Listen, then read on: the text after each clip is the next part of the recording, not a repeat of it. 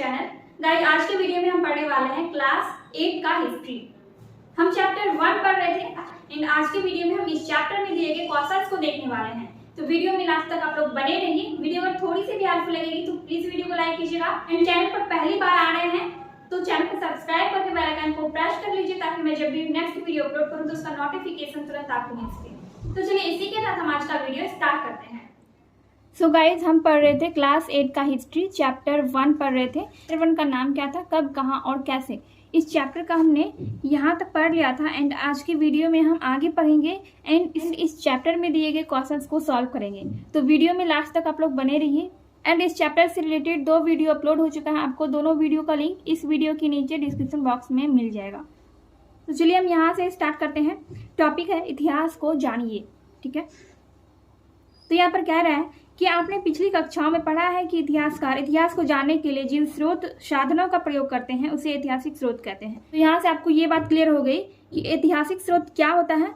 इतिहासकार जो होते हैं, जो इतिहास के बारे में जानकारी प्राप्त करते हैं, इतिहास को जानने के लिए जिन स्रोत और साधनों का प्रयोग करते हैं उसको ऐतिहासिक स्रोत कहा जाता है। ठीक है, अब देखिए कक्षा 6 एवं कक्षा 7 में भी आपने ऐतिहासिक स्रोतों के बारे में पढ़ा था। प्राचीन काल एवं मध्यकाल के कुछ ऐतिहासिक स्रोतों का स्मरण करते हुए निम्न तालिका को भरने का प्रयास करें। ठीक है, मैंने आपको इस चैप्टर के स्टार्टिंग में ही बताया था कि इतिहास को अध्ययन की सुविधा के लिए 3 कालखंडों में बांटा गया है, प्राचीन काल, मध्यकाल और आधुनिक काल। ठीक है, तो प्राचीन काल के ऐतिहासिक स्रोत और मध्यकाल के ऐतिहासिक स्रोतों को यहाँ पर आपको भरना है। ठीक है, ये एक तालिका दिया गया है। प्राचीन काल का ऐतिहासिक स्रोत यहाँ पर एक लिखा गया शिलालेख और मध्यकाल का पांडुलिपि। ठीक है, एक एक दोनों में लिखा गया है और आपको बाकी सारा आपको खुद से भरना है। तो कुछ स्रोत ऐसे भी थे जो प्राचीन काल में भी पाए जाते हैं और मध्यकाल में भी। तो यहाँ पर देखिए प्राचीन काल के ऐतिहासिक स्रोत कौन कौन से हैं। स्मारक हैं, सिक्के, मूर्तियां, वेद वेदांग। ठीक है, मध्यकाल में है पांडुलिपि, विदेशी विवरण। यानी कि विदेशी विवरण का मतलब क्या हुआ, विदेश के लोग जो हमारे देश में आकर यहाँ पर रहकर यहाँ पर यात्रा करके वो आते थे अपने देश से और यहाँ पर रहकर वो यहाँ के बारे में, यहाँ की सामाजिक स्थिति, राजनीतिक स्थिति, धार्मिक स्थिति वगैरह के बारे में अपने किताब में वो लिखते थे, तो उसी को विदेशी विवरण कहा जाता है। ठीक है, और ग्रंथ यानी कि बहुत सारी धार्मिक किताबें उपलब्ध थी मध्यकाल में और आत्मकथाएं और अभिलेख इत्यादि। ठीक है, तो ये सारा चीज क्या है, मध्यकाल का ऐतिहासिक स्रोत और ये है प्राचीन काल का ऐतिहासिक स्रोत। आई होप आपको समझ में आ गया होगा। अब आगे देखिए क्या है, आगे यहाँ पर कह रहा है कि स्मरण करें कि प्राचीन काल एवं मध्यकाल के स्रोत तो प्रायः एक ही थे, लेकिन प्राचीन काल की तुलना में मध्यकाल में स्रोतों की संख्या काफी अधिक हो गई। ठीक है, तो जैसे कि मैंने आपको कहा कि प्राचीन काल का स्रोत और मध्यकाल का स्रोत कुछ ऐसे स्रोत है जो कि दोनों में सेम था, लेकिन मध्यकाल के ऐतिहासिक स्रोतों में बहुत वृद्धि हुई। तो धीरे धीरे क्या होता है, समय परिवर्तन के साथ साथ चीजें भी बदलती रहती है। आपने देखा कि पुराने प्रकार के स्रोतों के अतिरिक्त मध्यकाल में कुछ नए स्रोत भी सामने आए। आगे आप पाएंगे कि आधुनिक काल में इन स्रोतों की संख्या एवं विविधता में और भी वृद्धि हुई है। और ऐसा क्यों हुआ, आइए इसे समझने का प्रयास करें। ठीक है, तो धीरे धीरे सब कुछ बदलता है। जैसे कि पहले जैसा समय था, जैसा दुनिया थी, वैसा अभी नहीं है, बहुत कुछ बदल गया है। ठीक है, तो वैसे ही प्राचीन काल के ऐतिहासिक स्रोत और मध्यकाल के ऐतिहासिक स्रोतों में भी कुछ अंतर हुआ। प्राचीन काल में जो ऐतिहासिक स्रोत थे, मध्यकाल में कुछ स्रोत प्राचीन काल वाले ही थे, लेकिन मध्यकाल में स्रोतों की संख्या में और वृद्धि हुई और आधुनिक काल में और ज्यादा वृद्धि हुई। तो ऐसा क्यों हुआ, इसी के बारे में हम लोग जानने वाले हैं। 7वीं कक्षा में आपने पढ़ा था कि 19वीं सदी से पहले के सालों में छापाखाने नहीं थे। लिपिक या नकलनवीस हाथ से ही पांडुलिपियों की प्रतिकृति बनाते थे। बाद में 19वीं सदी के मध्य तक छपाई तकनीक के माध्यम से सरकारी विभाग की कार्रवाइयों के दस्तावेज की कई प्रतियां बनाई जाने लगी। इन महत्वपूर्ण दस्तावेजों की प्रतियों को आप आज भी अभिलेखागार एवं पुस्तकालयों में देख सकते हैं। ठीक है, देखिए 19वीं सदी के पहले क्या था, छापाखाने नहीं था, मतलब छपाई वगैरह का काम नहीं होता था। तो उस समय लिपिक जो होते थे वो क्या करते थे, पांडुलिपियों को अपने हाथ से ही बनाया जाता था। ठीक है, हाथ से जो लिखा जाता था, बनाया जाता था, उसी को पांडुलिपि कहा जाता था। और बाद में 19वीं सदी के मध्य तक, ठीक है, 19वीं सदी के मध्य तक छपाई तकनीक का आविष्कार हुआ। 19वीं सदी के मध्य में क्या हुआ, छपाई स्टार्ट हो गया, छपाई करना प्रारंभ हो गया।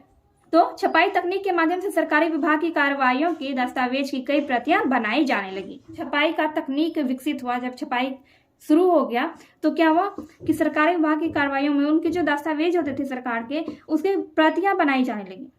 तो बुक भी छपाई के द्वारा ही बनाया जाता है। अखबार, बुक, बहुत सारी चीज़ें अब छपाई के द्वारा बनाया जाता है और जो भी इम्पोर्टेंट चीज़ें होती है उसे सुरक्षित भी रखा जाता है। आगे आप पढ़ेंगे। अब देखिए, अभिलेखागारों में सरकार के दस्तावेजों को सुरक्षित रखा जाता है। इन दस्तावेजों में सरकार की योजनाओं एवं कर से संबंधित दस्तावेज, पुलिस एवं CID रिपोर्ट, विभिन्न राजनीतिक पार्टियों की गतिविधियों के रिकॉर्ड, विभिन्न कमीशनों के रिकॉर्ड आदि शामिल होते हैं। आज भी हर जिले में एक एक रिकॉर्ड रूम होते हैं। ठीक है। अब देखिए, सरकार के दस्तावेजों को कहाँ सुरक्षित रखा जाता है? अभिलेखागार में। और कहाँ पे? रिकॉर्ड रूम में। ठीक है। जिले में एक रिकॉर्ड रूम होता है और वहां पर सरकार के दस्तावेजों को सुरक्षित रखा जाता है। जितने भी इंपॉर्टेंट सारी चीजें होती हैं सरकार की, तो उन सभी चीजों को रिकॉर्ड रूम या फिर अभिलेखागारों में सुरक्षित रखा जाता है। तो इन्हें आप भी देख सकते हैं। किसको? रिकॉर्ड रूम को। तो इन्हें आप भी देख सकते हैं। इनके अतिरिक्त तहसील के दफ्तर, कलेक्ट्रेट, कमिश्नर के दफ्तर, कचहरी आदि के रिकॉर्ड रूम भी महत्वपूर्ण होते हैं। तो अब है यहाँ पर देखिए, इसी तरह पुस्तकालयों में वर्षों पहले के पुराने अखबार, व्यक्तिगत पत्र, डायरिया, निजी दस्तावेज आदि चीजें सुरक्षित रखी जाती है। ठीक है। पुस्तकालयों में क्या क्या रखा जाता है?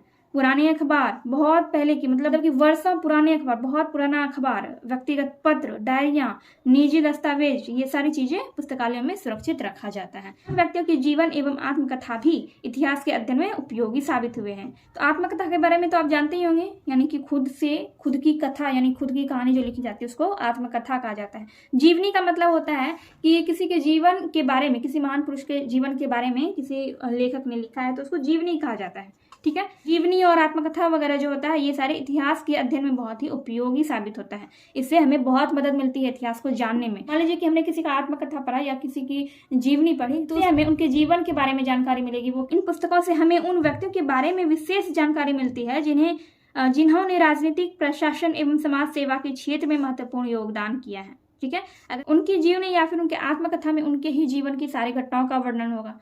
ठीक है। साथ ही इन पुस्तकों से हमें उस समय के समाज में हो रही विभिन्न प्रक्रियाओं के बारे में भी पता चलेगा। तो जीवनी और आत्मकथा जो होता है वो बहुत इंपॉर्टेंट होता है इतिहास को जानने के लिए।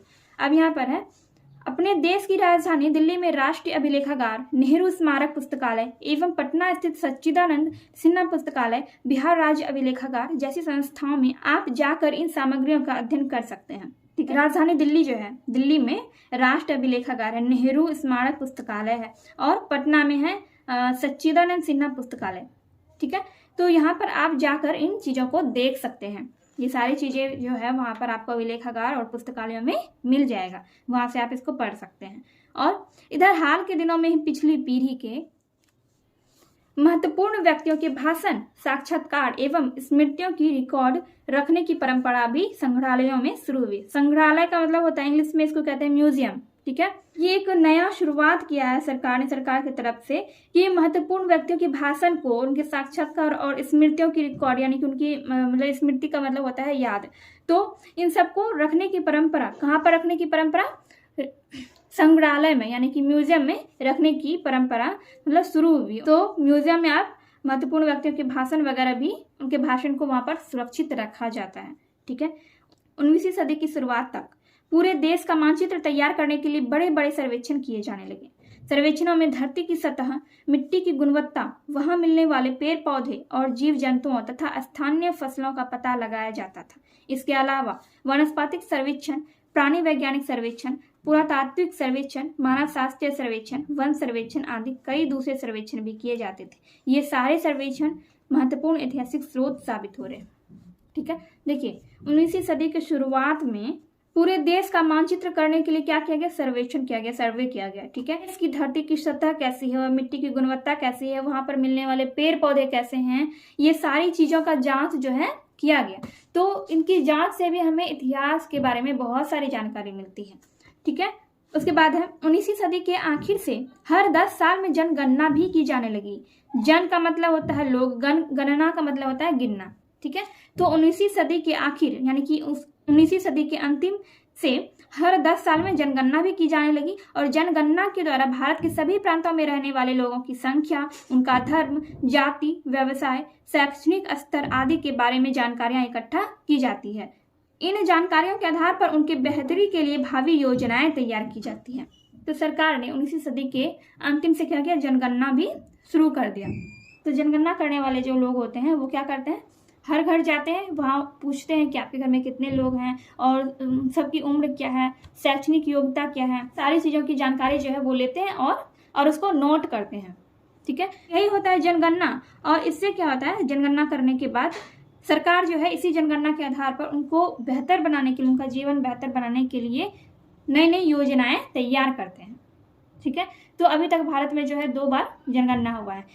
तो हम लोग वीडियो के लास्ट में देखेंगे कि भारत में पहली और आखिरी जनगणना कब हुई। यहाँ पर क्वेश्चन है, भारत में पहली और आखिरी जनगणना कब हुई। तो इस क्वेश्चन का आंसर हम लोग वीडियो के लास्ट में देखेंगे, क्योंकि आपके इस चैप्टर में ही क्वेश्चन दिया गया है।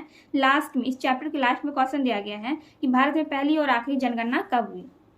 पहले हम इसको पढ़ लेते हैं। देखिए, इन सारे ऐतिहासिक स्रोतों के अलावे एक आम अनपढ़ आदमी, आदिवासी, किसान, खदानों में काम करने वाले मजदूर, फुटपाथ पर जिंदगी गुजारने वाले गरीब क्या सोचते थे, उनके अनुभव क्या थे, इसे जानने के लिए हम लोगों को अभी और कोशिश करनी पड़ेगी। इसके लिए हमें उस समय के कवियों और उपन्यासकारों की रचनाएं, स्थानीय बाजारों में बिकने वाली लोकप्रिय पुस्तकें, यात्रियों के संस्मरण आदि चीजों को टटोलना होगा। आपने महान उपन्यासकार मुंशी प्रेमचंद्र के बारे में अवश्य सुना होगा। इनकी कई रचनाएं जैसे गबन, गोदान एवं कफन में एक सामान्य आदमी की परिस्थितियों का जिक्र है। इनकी रचनाओं में तत्कालीन समाज की तस्वीर भी देखने को मिलती है। देखिए, हम लोग जो इतिहास का अध्ययन करते हैं, जैसे कि हमें कोई ग्रंथ हो गया, जीवनी, आत्मकथा वगैरह, जो जितने भी साहित्यिक स्रोत होते हैं, तो इससे हमें क्या पता चलता है, इससे हमें किसी विशेष आदमी के बारे में, किसी महान पुरुष के बारे में जानकारी मिलती है। लेकिन उपन्यासकार मुंशी प्रेमचंद्र जी जो हैं, इन्होंने ऐसे बहुत सारे उपन्यास लिखे और इनका ही प्रसिद्ध उपन्यास है गबन, गोदान और कफन। तो इन उपन्यास में उन्होंने आम आदमी के जीवन का जिक्र किया है, आम आदमी के जीवन का वर्णन किया है।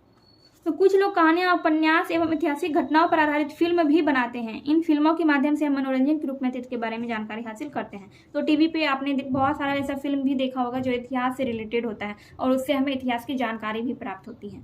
ठीक है, अब देखिए, यहाँ पर दिया गया है, कैमरे के बारे में दिया गया है। करीब 200 साल पहले कैमरे का आविष्कार हुआ था। भारत में इसका इस्तेमाल 1850 ईस्वी के दौरान शुरू हुआ। ठीक है, कैमरे का उपयोग जो है यहाँ पर भारत में 1850 ईस्वी से शुरू हुआ। मुगल साम्राज्य के अंतिम बादशाह बहादुर शाह द्वितीय का फोटो उपलब्ध है। देखिए, ये जो फोटो आपको यहाँ पर दिख रहा है, ये बहादुर शाह का है। तो ये बहादुर शाह कौन थे? मुगल साम्राज्य के अंतिम बादशाह थे। तो इनका जो फोटो है वो कैमरे से खींचा गया था पहली बार। तो वह पहला और आखिरी मुगल बादशाह था जिसकी फोटो कैमरे से खींची गई थी। ऐतिहासिक स्रोत के रूप में व्यक्तियों, स्थानों और वस्तुओं के फोटो बहुत उपयोगी साबित होते हैं। तो पहले के टाइम में भी अगर 1850 ईस्वी से पहले भी कैमरा होता तो इससे क्या होता, हमें इतिहास के बारे में और ज़्यादा जानकारी और अच्छे से जानकारी हमें प्राप्त होती। ठीक है, लेकिन कैमरा का आविष्कार कब हुआ था? 200 साल पहले हुआ था और भारत में इसका इस्तेमाल 1850 ईस्वी से करना प्रारंभ हुआ। तो यहाँ पर है, आपने अभी तक ऐतिहासिक स्रोतों के बारे में जाना। आइए कुछ ऐतिहासिक स्रोतों को विभिन्न समाचार पत्रों, CID रिपोर्ट एवं पत्र के माध्यम से देखने का प्रयास करें। तो यहाँ पर आपको कुछ चित्र दिए गए हैं न्यूज़पेपर वगैरह के, जो पहले के हैं। यहाँ पर शायद 1930 लिखा हुआ, 1930 का है ये न्यूज़पेपर।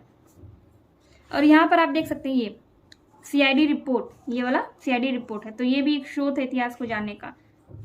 और यहाँ पर भी आप कई सारे चित्र देख सकते हैं। ठीक है, इसी तरह से आपको इस पेज में भी दिया गया है। देखिए, तो ये सारा स्रोत जो है आपको आधुनिक काल का ही मिलेगा। ठीक है, क्योंकि ये ऐसे स्रोत जो है मध्यकाल में उपलब्ध नहीं थे। समाचार पत्र, CID रिपोर्ट, ये सारा चीज मध्यकाल या फिर प्राचीन काल में उपलब्ध नहीं थे। अब यहाँ पर समय के साथ परिवर्तन। कक्षा 7 में हम लोगों ने पढ़ा था कि समय के साथ हमारे समाज में अनेक परिवर्तन होते रहते हैं। ये परिवर्तन कभी शब्दों के अर्थ, कभी स्थानों के नाम, कभी भौगोलिक सीमाओं एवं जीवन शैली के संदर्भ में होते रहते हैं। भारतीय उपमहाद्वीप के आधुनिक भारत, बांग्लादेश, नेपाल, पाकिस्तान, भूटान और मालदीव सम्मिलित हैं। इनमें भारत, पाकिस्तान तथा बांग्लादेश अंग्रेजों के भारतीय साम्राज्य के अभिन्न अंग थे। म्यांमार, जो कि अभी बर्मा के नाम से अभी जाना जाता है, म्यांमार अभी बर्मा के नाम से जाना जाता है, और श्रीलंका, तत्कालीन सिलोन, भी 1937 ईस्वी तक अंग्रेजों के एशियाई साम्राज्य के अंग थे। स्वतंत्रता के बाद हमारा देश हिंदुस्तान 2 भागों में विभाजित हो गया। बलूचिस्तान, सिंध, पश्चिमी पंजाब एवं पूर्वी बंगाल पाकिस्तान में चले गए और बाद में पाकिस्तान का पूर्वी हिस्सा अलग होकर बांग्लादेश के नाम से स्वतंत्र देश बना। बांग्लादेश जो है वो पहले हमारे भारत में ही शामिल था। तो 20वीं शताब्दी के आरंभ में बिहार एवं उड़ीसा बंगाल प्रांत के अंग थे। 1912 ईस्वी में बिहार एवं उड़ीसा को बंगाल से अलग कर एक नए प्रांत के रूप में संगठित किया गया। 1936 ईस्वी में उड़ीसा को बिहार से अलग कर दोनों को अलग प्रांत का दर्जा दिया गया और पुनः 15 नवंबर 2000 को बिहार से उसके दक्षिण पठारी क्षेत्र को अलग कर पृथक झारखंड राज्य गठित हुआ। देखिए, झारखंड जो है पहले बिहार में था और बिहार और उड़ीसा जो था वो बंगाल में था, ठीक है। लेकिन सबको क्या किया गया, सबको अलग अलग कर दिया गया। झारखंड को भी 2000 में बिहार से अलग कर दिया गया, तो झारखंड एक अब राज्य बन गया है। तो यहाँ पर जो आप चित्र देख रहे हैं, ये चित्र वर्तमान बिहार का है, यानी कि अभी जैसे बिहार की स्थिति है, वर्तमान बिहार का ये मानचित्र आप देख रहे हैं, ठीक है। पहले झारखंड कहाँ था, बिहार में ही शामिल था और उसका मानचित्र यानी कि पहले वाले बिहार का मानचित्र अलग था। और हमारा देश भारत जो है, भारत का मानचित्र भी पहले अलग था। स्वतंत्रता के पहले भारत का मानचित्र अलग था और स्वतंत्रता के पहले भारत का मानचित्र अलग था और अभी अलग है। यहाँ पर आपको बहुत सारे मानचित्र दिख जाएंगे। देखिए, ये वाला जो मानचित्र आप देख रहे हैं, ये है बिहार का मानचित्र। विभाजन के पूर्व बिहार, मतलब जब बिहार को नहीं बांटा गया था तभी का ये मानचित्र है बिहार का। और यहाँ पर आपको दिया गया है आजादी से पहले का भारत। ये वाला जो मानचित्र आप देख रहे हैं, ये भारत के आजाद होने का पहले का मानचित्र है, जब भारत अंग्रेजों का गुलाम था तब का ये मानचित्र है। और आप जो यहाँ पर देख रहे हैं पिंक कलर का, आप जितना भी देख रहे हैं जहां पर भी, वो क्या है, वो ब्रिटिश राज क्षेत्र है। मतलब कि भारत के इन सभी भागों पर अंग्रेजों ने अपना साम्राज्य स्थापित कर लिया था। पर अंग्रेजों ने क्या किया था, अपना अधिकार जमा लिया था। ये इन सारे क्षेत्र जहां पर आप देख रहे हैं कि पिंक कलर का आपको दिख रहा है, ये सारे क्षेत्र जो है ये अंग्रेजों के अधीन था। यहाँ पर आप येलो कलर का दिख रहे हैं, जो पीला कलर का आपको दिख रहा है, ये सारे क्या है, ये सब स्वतंत्र राज्य है। और जो भी गुलाबी कलर का दिख रहा है वो सब अंग्रेजों का गुलाम था। तो इस तरह से आप देख सकते हैं कि पहले जो है ये था पूरा भारत का मानचित्र, और अभी का मानचित्र देखिए तत्कालीन भारत का। इस तरह से ये हमारे देश का मानचित्र है, ठीक है। इस तरह से आप देख सकते हैं ये है वर्तमान भारत का मानचित्र।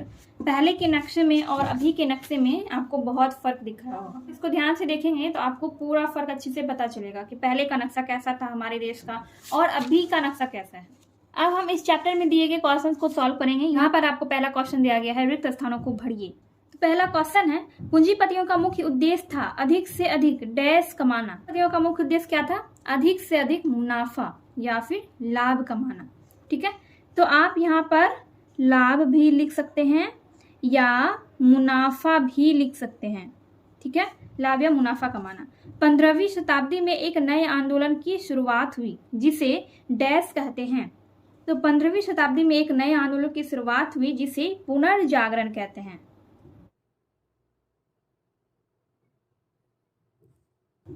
पुनर्जागरण कहते हैं। मशीनों से वस्तुओं के उत्पादन की प्रक्रिया को डैश क्रांति कहते हैं।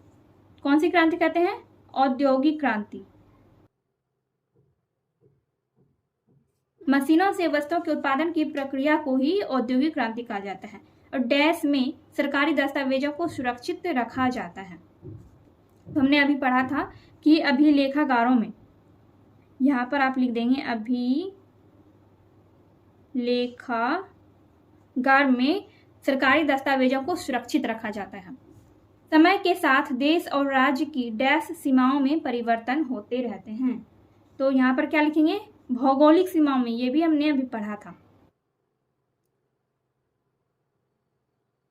समय के साथ देश और राज्य की भौगोलिक सीमाओं में परिवर्तन होते रहते हैं। तो यहाँ पर आपको सही और गलत बताइए। वैज्ञानिक पद्धति का अर्थ है प्रश्न प्रस्तुत कर प्रयोग द्वारा ज्ञान प्राप्त करना। तो इसके बारे में हमने पहले ही पढ़ा है। वैज्ञानिक पद्धति का क्या मतलब है कि कोई भी चीज हो रही है तो आखिर वो क्यों हो रही है, इसका क्या मतलब है, इस पे तर्क वितर्क करके उस पे प्रयोग करके सच जानना कि आखिर ये चीजें क्यों हो रही है, तो वही वैज्ञानिक पद्धति कहलाता है। तो वैज्ञानिक पद्धति द्वारा क्या होता है, हम उसके बारे में ज्ञान प्राप्त करते हैं। हम जानते हैं कि हाँ ये चीज हो रहा है तो ये सही है या नहीं है, होना चाहिए।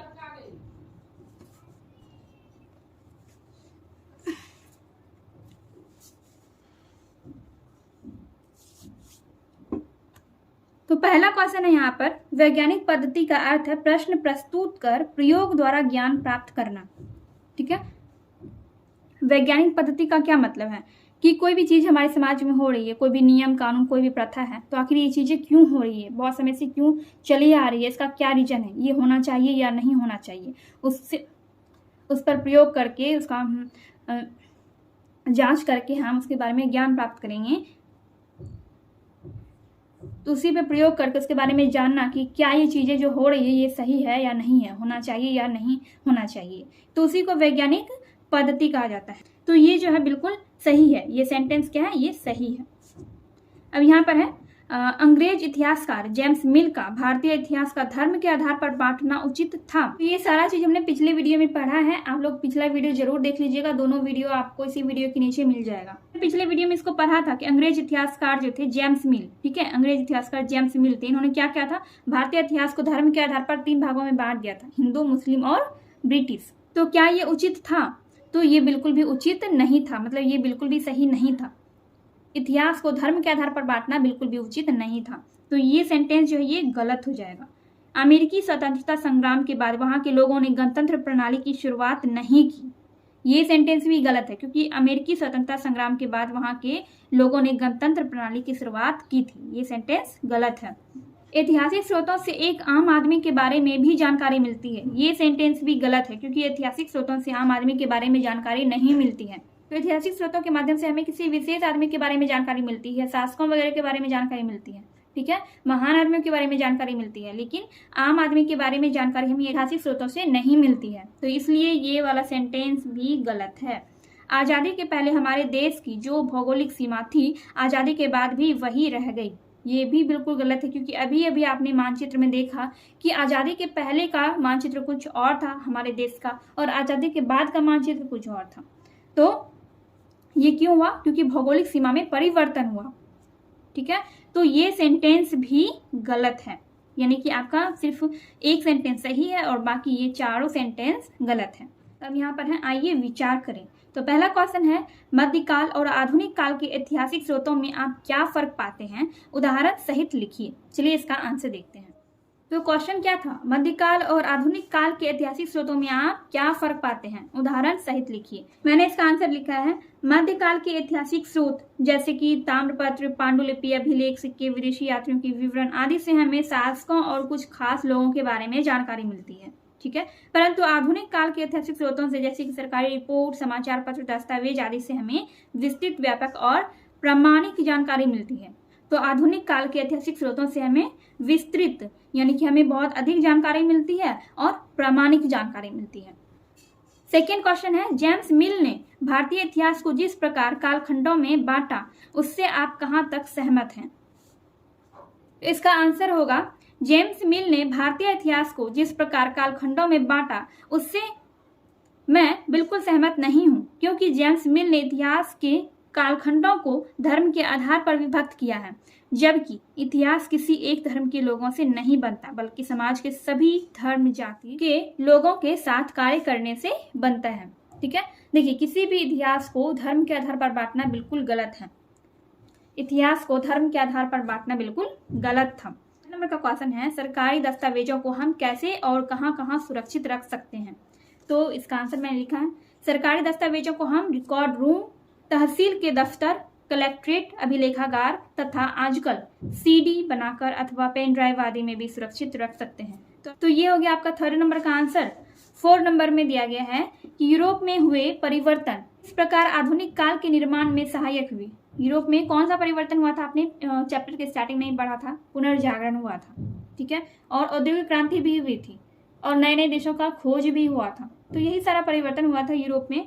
तो यूरोप में हुए परिवर्तन किस प्रकार आधुनिक काल के निर्माण में सहायक सिद्ध हुआ, इसके बारे में हमें लिखना है। तो इसका आंसर मैंने लिखा है, आधुनिक काल के निर्माण में पुनर्जागरण आंदोलन ने सबसे महत्वपूर्ण भूमिका निभाई। यह आंदोलन सर्वप्रथम यानी सबसे पहले यूरोप के इटली में हुआ। इस आंदोलन के पश्चात यानी कि इस आंदोलन के बाद लोगों में नई सोच का विस्तार हुआ और उन्होंने वैज्ञानिक पद्धति को अपनाया, अर्थात वे पहले से चले आ रहे सिद्धांतों पर प्रश्न उठाया और प्रयोगों द्वारा सत्य को जाना। तो इसको आप लोग थोड़ा सा छोटा करके लिख सकते हैं अगर आपको ये लंबा लग रहा है तो। क्वेश्चन नंबर 4 का ही थोड़ा सा आंसर यहाँ पर भी है। इसके अलावा खोज यात्राएं, पूंजीवाद, औद्योगिक क्रांति तथा उपनिवेशवाद आदि आधुनिक काल के निर्माण में सहायक सिद्ध हुए। तो अगर आपको क्वेश्चन नंबर 4 का आंसर बड़ा लग रहा है तो इसको आप छोटा करके भी लिख सकते हैं। आप खुद से जब कोशिश करेंगे तो आप आगे चल के प्रश्नों के उत्तर भी खुद से बना सकेंगे। ठीक है, ये तीनों क्वेश्चन आपका यहाँ पर कंप्लीट हो चुका है। ये तीनों क्वेश्चन मैंने आपको बता दिया है। 4 क्वेश्चन था। ठीक है, एक क्वेश्चन तो हमने पहले ही सॉल्व कर लिया, ये वाला क्वेश्चन जिसमें आपको ये बताया गया है। क्वेश्चन था मध्यकाल और आधुनिक काल के ऐतिहासिक स्रोतों में आप क्या फर्क पाते हैं, उदाहरण सहित लिखिए। तो इसको भी हमने बना लिया एंड इस तीनों क्वेश्चन को भी हमने देखा। अब लास्ट में आपको ये कह रहा है कि भारत में पहली और आखिरी जनगणना कब हुई थी पता करें। तो इसका आंसर मैं आपको बता रही हूँ। देखिए यहाँ पर आपने देखा होगा स्वतंत्र भारत में पहली जनगणना 1951 में हुई थी और जबकि अंतिम जनगणना 2011 ईस्वी में हुई।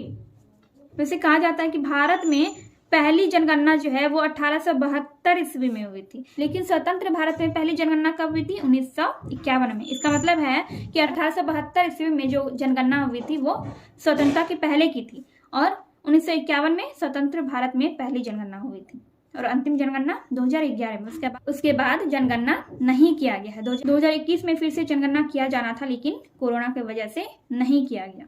तो यहाँ पर आपका चैप्टर 1 कंप्लीट हो चुका है एंड नेक्स्ट वीडियो में हम लोग नेक्स्ट चैप्टर पढ़ेंगे जिसका नाम है भारत में अंग्रेजी राज्य की स्थापना। एंड अगर आपको ये वीडियो थोड़ी सी भी हेल्पफुल लगी हो तो प्लीज़ वीडियो को लाइक कीजिए, कमेंट कीजिए एंड अपने दोस्तों के साथ वीडियो को शेयर कीजिए।